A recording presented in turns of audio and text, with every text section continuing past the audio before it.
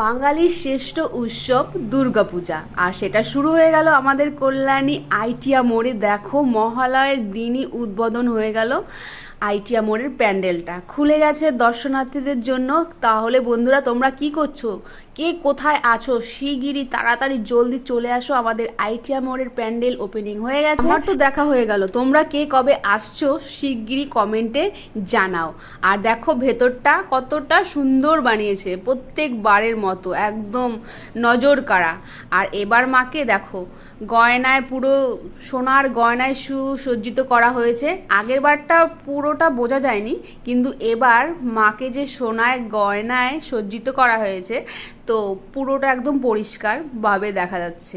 এবার মাকে খুবই সুন্দর লাগছে। কল্যাণী আইটিয়া লুমিনাস ক্লাবের প্যান্ডেলটা তো তোমাদের সঙ্গে শেয়ার করলাম, এরপরে অনেক প্যান্ডেল কল্যাণীতে আছে, সেগুলো তোমাদের সঙ্গে শেয়ার করব।